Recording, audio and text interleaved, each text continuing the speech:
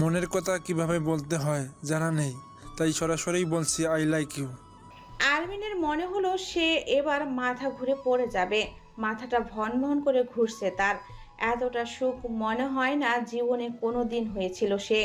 তার ছোট্ট হৃদয়টাতে এখন সমানতালে ঢাক ঢোল বাজছে। আবার মনে হচ্ছে মাথা ঘুরে পড়ে যাবে।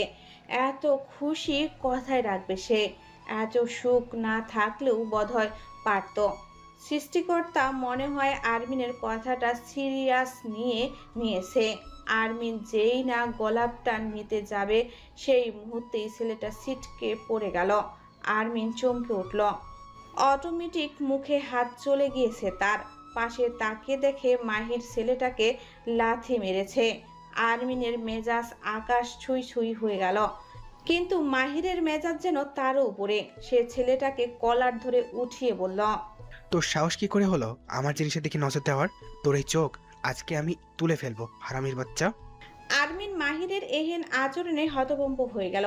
মাহিরের বলা আমার জিনিস কথাটার মানে তার মাথায় সেট হতে সময় লাগলো, কিন্তু তাও তার বুঝে এলো না।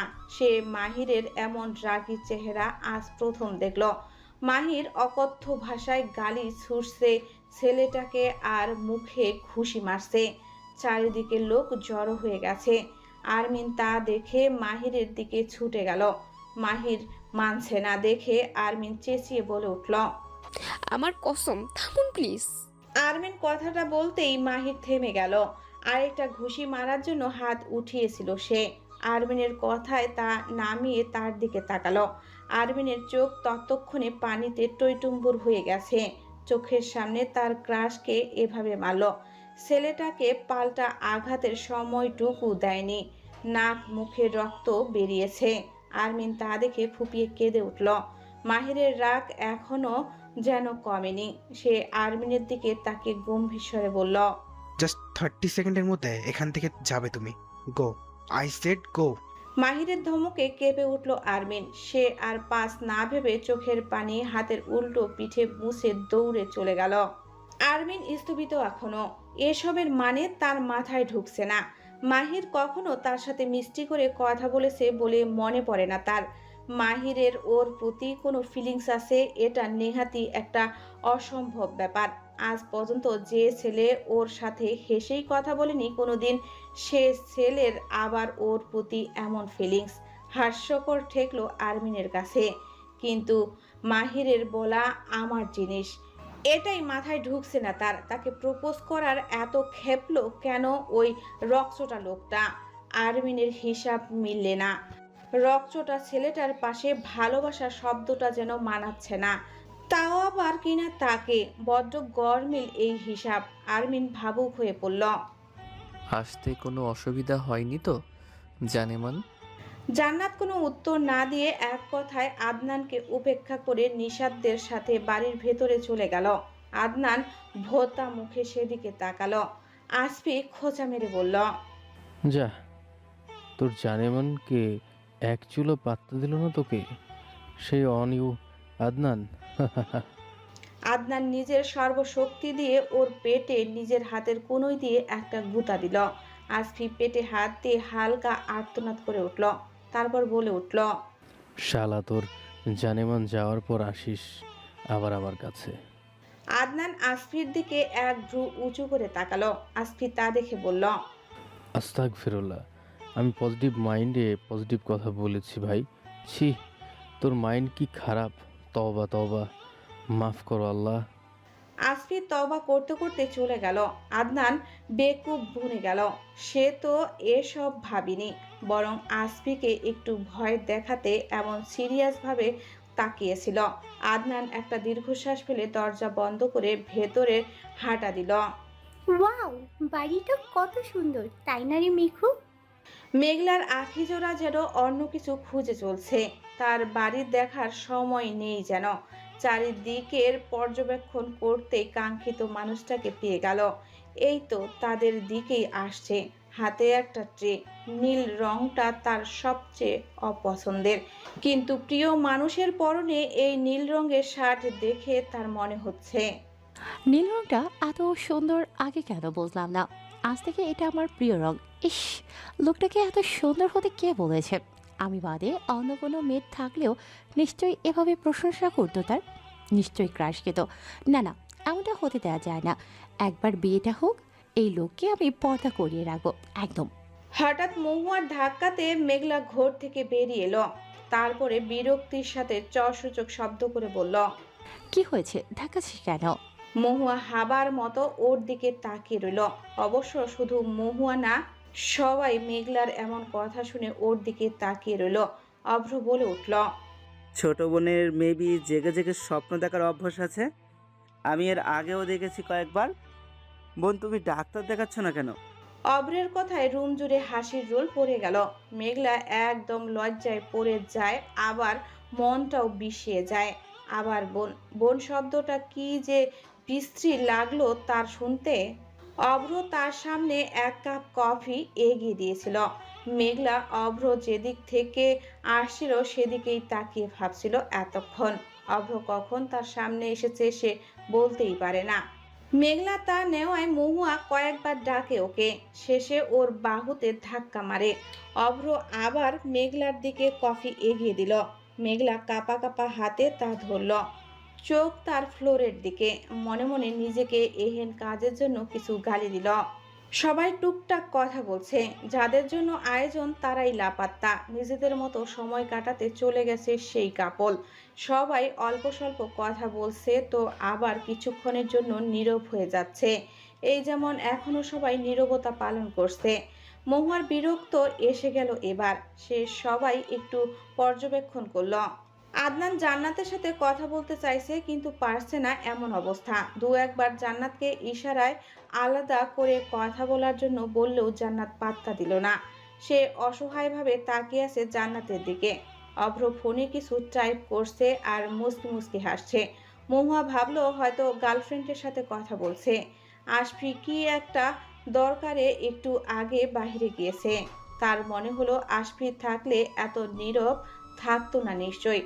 লোকটা এই দিকে ভালোই আছে, কথায় কেমন মাতিয়ে রাখে সবাইকে। সাদমান ফোন স্ক্রল করছে। মহুয়া যদিও ওকে গণায় ধরল না, পাশে নিজের বোনদের দিকে তাকালো। মেঘলা ফোন ঘাটছে আর জান্নাত মুখ ফুলিয়ে বসে আছে। মহুয়া একটু জোরেই বলে উঠল, ইন্না ইল্লাহি ওয়া ইন্না ইলাইহি রাজিউন। নীরবতার ঘেরা ঘরটাকে মহুয়ার কথাগুলো ঘরের প্রত্যেকের কানে বাড়ি খেলো যেন। সবাই কেঁপে উঠেছে এক প্রকারে। অভ্রের হাত থেকে ফোন পড়তে পড়তে ধরে নিয়েছে সে। আদনান বুকে থুতু দিয়ে চোখ বড় বড় করে মহুয়ার দিকে তাকালো। সাদমান বিরক্তিতে চোখ মুখ কুঁচকে বলে উঠল, হোয়াটস রং? কে মেরেছে? মহুয়া বলে উঠল, আপনারা ভালো জানবেন, আমি কি জানি? সাদমান এবার রেগে বলে উঠল, সব জায়গায় বেয়াদবি করতে হবে তোমার, তাই না ইডিয়েট? মহুয়া সাদমানের দিকে তাকে মুখ ভেঙ্গিয়ে বলে উঠল। Same to you. সাদমান আবার রেগে কিছু বলতে নিবে তার আগে আদনান বলে উঠল, এমন কেউ করে শালি সাহেবা? আরেকটুর জন্য হার্ট ফেল করতাম।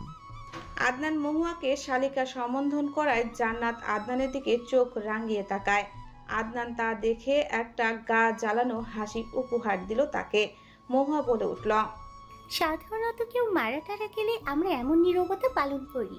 নিশ্চয়ই এখানে কেউ মারা গিয়েছে, তা না হলে এত নীরবতা থাকবে কেন?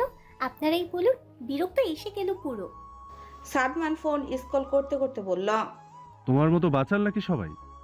মহুয়া এবার তেতে উঠল পুরো।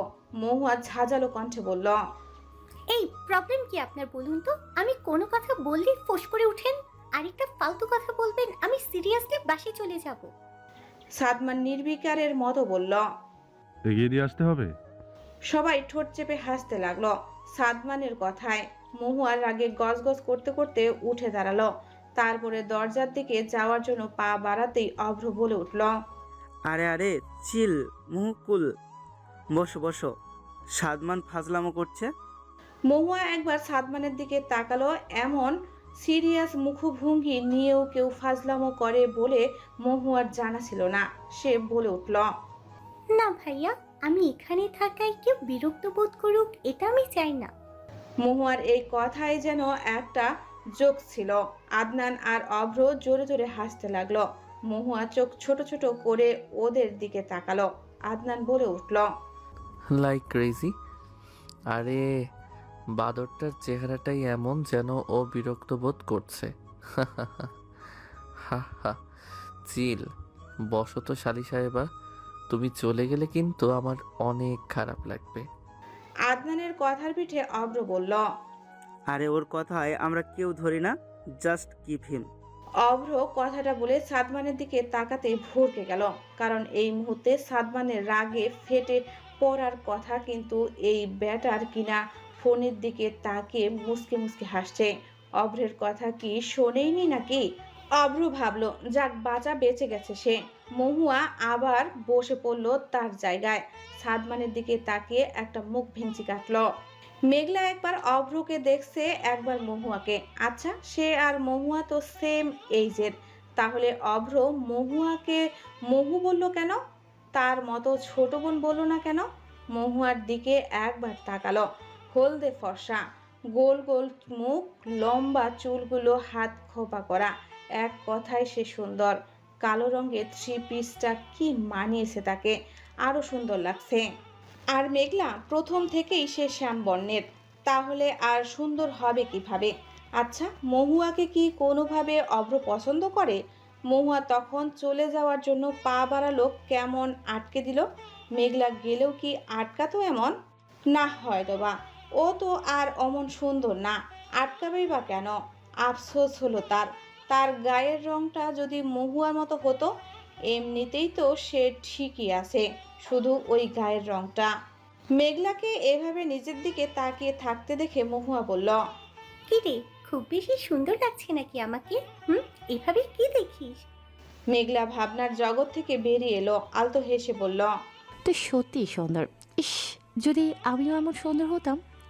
মহুয়া মেঘলার দিকে তাকিয়ে অবাক হওয়ার স্বরে বলল, তুই সুন্দর না, মজা নিস আমার সাথে?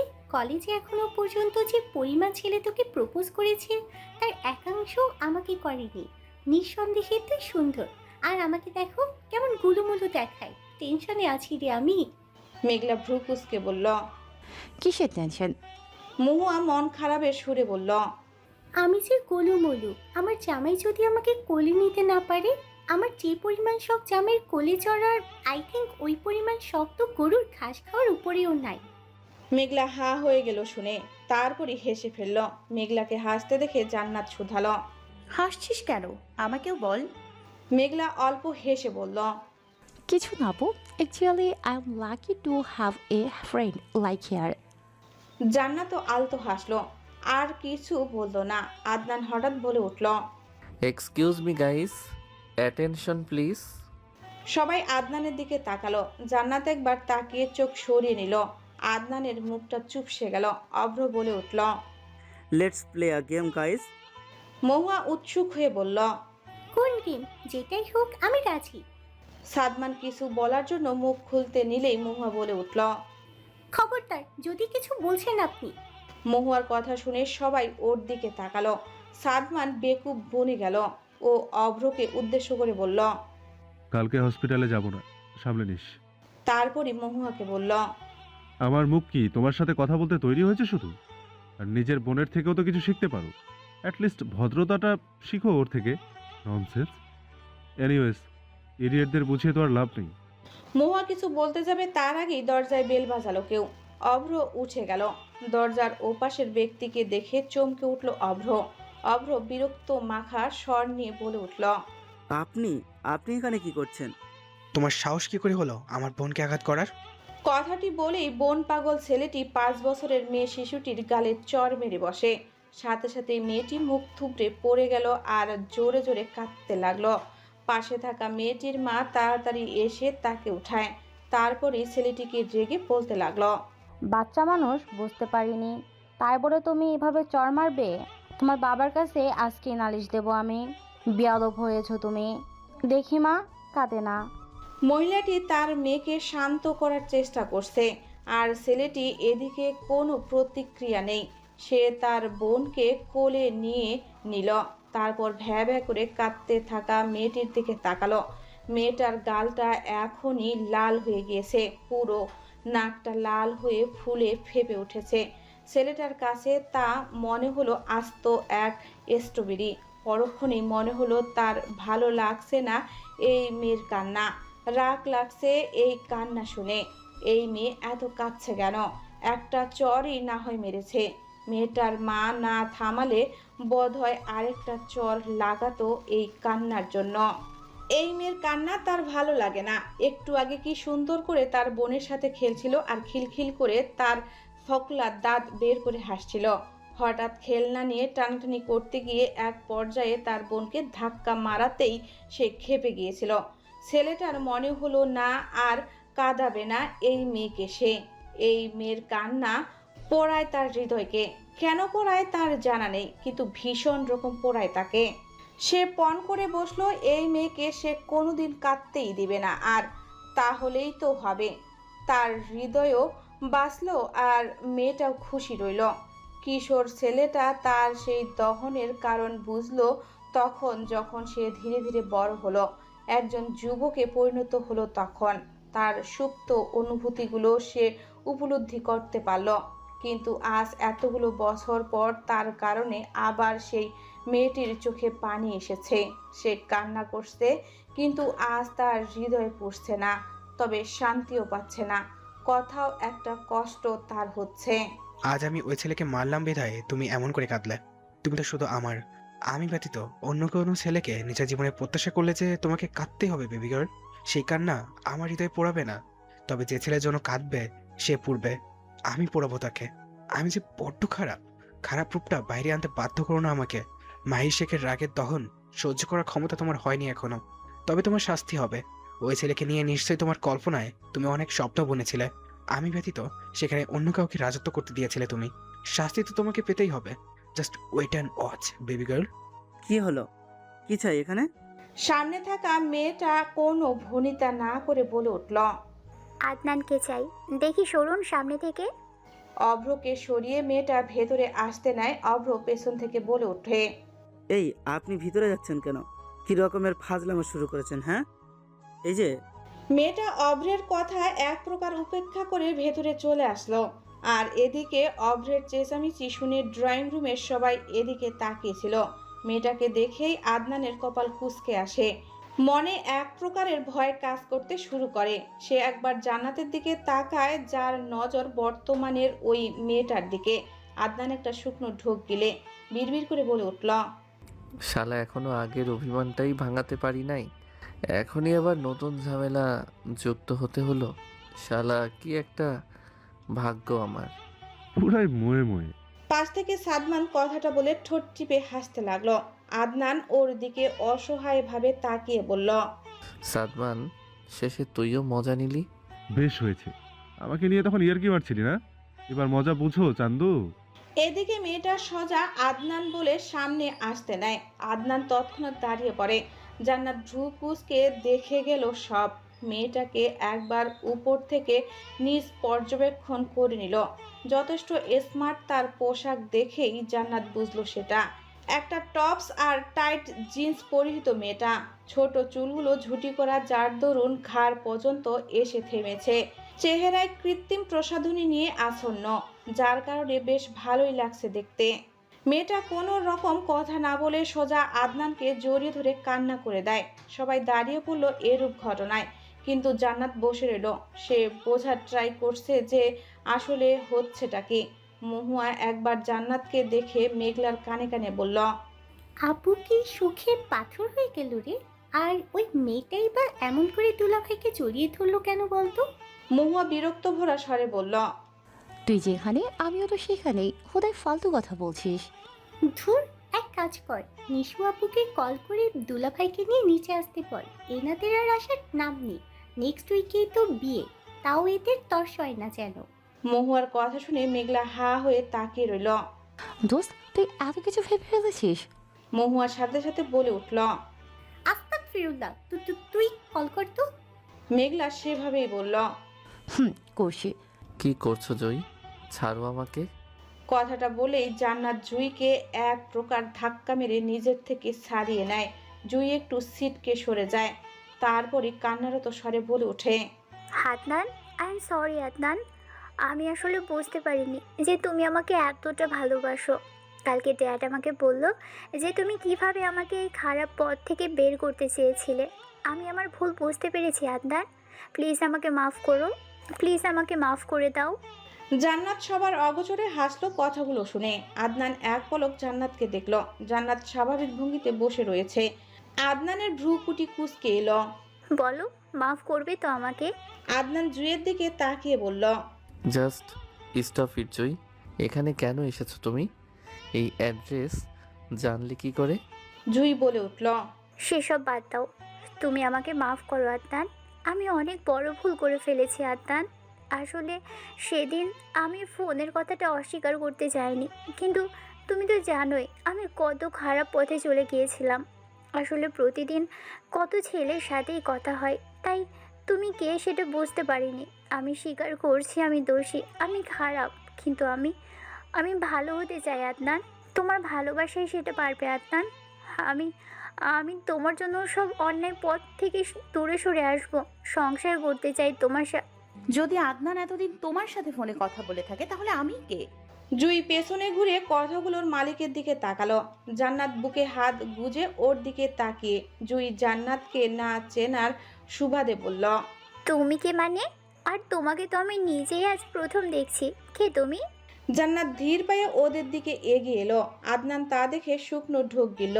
কিছু একটা হতে চলছে, এটা সে ভালোই বুঝতে পারছে। এই শান্ত জান্নাতকে সে চেনে না। জান্নাতকে এখনো হয়তো সে ভালোভাবে চিনতেই পারেনি। তার ভাবনার মাঝেই জান্নাত বলে উঠল, কি মিস্টার আদনান?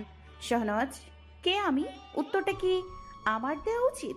আদনান তৎক্ষণাৎ ভদ্র ছেলের মতো ডানে বামে মাথা নাড়ল, মানে না। জান্নাত এক ভ্রু উঁচু করল। আদনানের মনে হলো এই প্রথম সে কাউকে ভয় পাচ্ছে। ভয় জিনিসটা উপলব্ধি হচ্ছে তার। এই জন্যই বোধহয় বলে যে, পুরুষ তুমি বাহিরে যত বড় বাঘই হও না কেন, ঘরে নিজের বউয়ের কাছে তুমি একটা ভেজা বিড়াল। আদনান ভাবলো এখনো বিয়েই হয়নি তার। আল্লাহ জানে বিয়ে হলে কি হবে। জান্নাতকে এক ভ্রু উঁচু করে নিজের দিকে তাকিয়ে থাকতে দেখে আদনান জান্নাতের দিকে তাকিয়ে বলে উঠল, মাই ওয়াইফ। তারপরে আবার মাথা ঝাঁকিয়ে বলল, থোড়ি গার্লফ্রেন্ড, না বউ, না প্রেমিকা, না না। জান্নাত বিরক্তিতে সূচক শব্দ করলো। তারপর সে নিজেই বলল, I am his would be wife. Now tell me who are you? Jui যেন একটা হোঁচট খেল। আদনানের উডবি ওয়াইফ মানে? জান্নাত এবার আদনানের পাশে দাঁড়িয়ে ওর এক বাহু জড়িয়ে ধরে বলে, হবু বউ হই আমি ওর। আর ফোনেও এতদিন আমার সাথেই কথা হতো। এবার বলো তুমি কে? ওর এক্স নাকি? হুম হুম হুম। জান্নাত এই প্রথম আদনানের এত কাছে এলো। আদনানের মনে হলো ওর হৃদস্পন্দন অস্বাভাবিক গতিতে চলছে। জান্নাত যে জুইয়ের কথা শুনে তার পক্ষে কথা বলবে সেটা তার ভাবনার বাহিরে ছিল। জান্নাত আবার শান্ত স্বরে বলে উঠল, কি হলো? কথা বলো। চিন্তায় ফেলে দিলাম মনে হলো। জুই যেন পুরো আকাশ থেকে পড়ল। এই মেয়ের কথা তো তাকে কেউ জানায়নি। সে যে এখানে আছে এই খবরটা তো সে জানতই না। সে তো ভেবেছিল কথাকার কোন মেয়ের সাথে কথা বলছে, থোড়াই সেই মেয়েকে আদনান চিনবে। আর সে রিজেক্ট করার পর তো আদনান ভেঙে পড়ার কথা। যতদূর শুনেছে যে আদনান তার জন্য পাগল, তাহলে এই মেয়ে এলো কথা থেকে। আদনানি বা তাকে এভাবে দূরে ঠেলে দিল কেন? জুই একটা শুকনো ঢোক গিলল। জান্নাত বলে উঠল, এই বাবা, তুমি ঘামছো কেন? গরমকাল তো এখনো আসলোই না, ঠান্ডার মাঝেই দেখি ঘামছো। কি উত্তর দেবে সেই ভয়ে, নাকি আসল জান্নাত কোথা থেকে এলো এই হিসাব মেলাতে গিয়ে? অবশ্য আমি কিন্তু তোমাকে বেশ ভালোভাবেই চিনি, মিস জান্নাতুল জুই। তোমার বাবার কাঁচামালের ব্যবসা, কিন্তু সেই সাথে উনি ড্রাগ সাপ্লাই করেন। আর তুমি একজন drug addicted person plus play girl. Am I right? সবাই যেন আকাশ থেকে পড়ল কথাটা শুনে। আদনান হাঁ করে তাকিয়ে রয়েছে জান্নাতের দিকে। তানজিৎ আর নিশাত একটু আগেই নেমেছে ছাদ থেকে। বেচারা চন্দ্রবিলাস করছিল। ফোন পেয়ে নেমে এসেছে স্বাদের চন্দ্রবিলাস ছেড়ে। তানজিতের মাথার উপর দিয়ে যাচ্ছে সব। জুইকে আজ প্রথম দেখছে। আদনান তাকে কোনোদিন বলেইনি জুইয়ের কথা। সে অভ্রের কানে কানে বলল, কেসটা কি করে আমার মাথার উপর দিয়ে যাচ্ছে সব? অভ্র বলে উঠল। পরে বলছি তোমাকে। অভ্র সাদমানকে উদ্দেশ্য করে বলে, আদনানের জন্মের কি হলো? সিগারেট এজেন্ট নাকি রে? এত কিছু জানলো কিভাবে?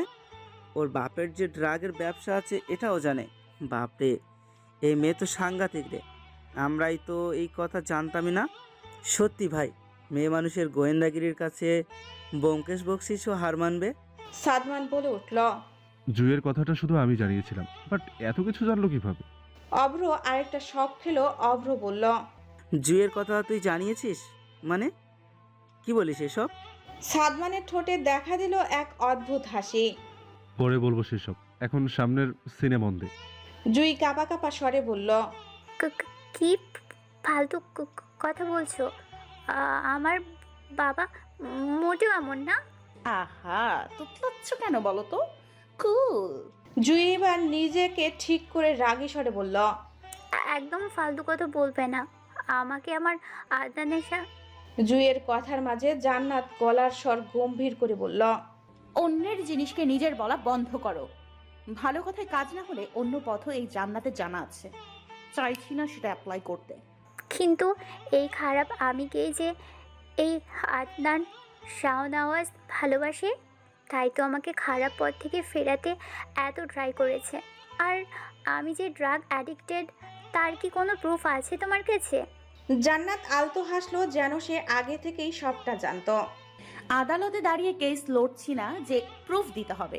অবশ্য আমার কাছে প্রুফের ছড়াছড়ি বলতে গেলে। আর রইল ভালোবাসার কথা, তা বুঝলে কিভাবে যে সে তোমাকে ভালোবাসে? তোমাকে খারাপ পথ থেকে সরিয়ে আনতে চেয়েছিল এটা ভেবে? সেটা তো একজন আদর্শ মানুষের কাজ, সে করতেই পারে। তোমার কথা মতো ভাবতে গেলে তো প্রত্যেক পুলিশ অফিসার ক্রিমিনালদের ভালোবাসে বলে মানতে হবে, কারণ তারাও অন্যায়ের বিরুদ্ধে কাজ করে, অন্যায় কাজ থেকে সরিয়ে আনে। প্রত্যেক আইনজীবীও নিশ্চয়ই তাহলে তার ক্লায়েন্টকে ভালোবাসে, কারণ সে তো আবার তার পক্ষে আদালতে কথা বলে, কি তাই তো? সবাই হা হয়ে তাকিয়ে রইল জান্নাতের দিকে।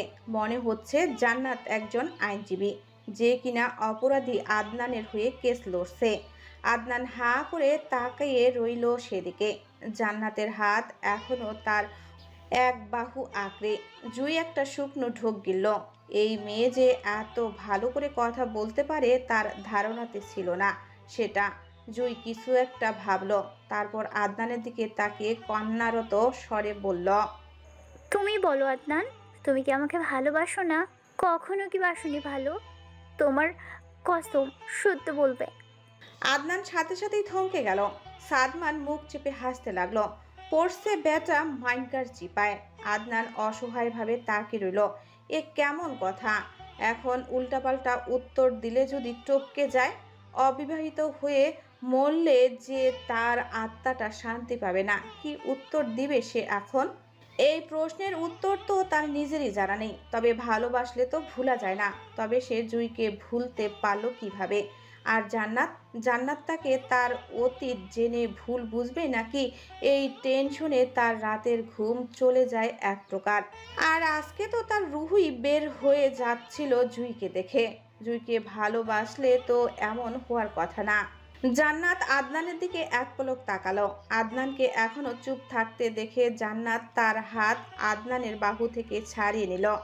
আদনান ভাবনার জগৎ থেকে বেরিয়ে এলো। জান্নাত বলে উঠল, এসব কসম দেওয়া যে ঠিক না, জানো না?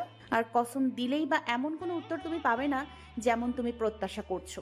আর এখন আমি যদি বলি তোমার কসম আমি আজকে গরুর মাংস দিয়ে ভাত খেয়েছি, তাহলে কি তুমি মারা যাবে? কজ আমি আজকে রুই মাছ দিয়ে ভাত খেয়েছি। এই কথা শুনে কেউ আর নিজের হাসি আটকে রাখতে পারল না। হো হো করে হেসে উঠল।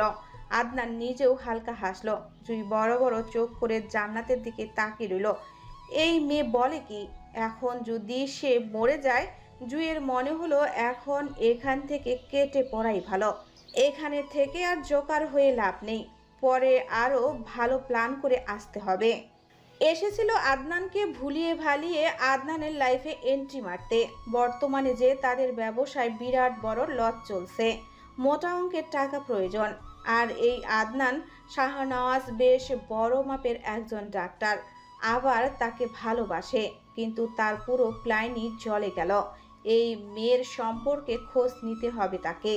যেভাবে তার সম্পর্কে গড়গড় করে বলল, এতে বেশ ভালোই বোঝা যাচ্ছে যে এই মেয়ে তার সম্পর্কে বেশ গভীরভাবে খোঁজ নিয়েছে। তা না হলে ভেতরের খবর জানলো কিভাবে? জুই নিজের হাত ঘড়ির দিকে এক নজর তাকিয়ে বলে উঠল, আজকে আমার একটা কাজ আছে, তাই চলে যাচ্ছি। বাট তার মানে এই না যে একেবারে চলে যাচ্ছি, আবার আসবো আমি। আমার ভালোবাসা আমি দরকার পড়লে ছিনিয়ে নিব। জান্নাত আলতো হাসলো, তারপরে চেহারা গম্ভীর করে বলল,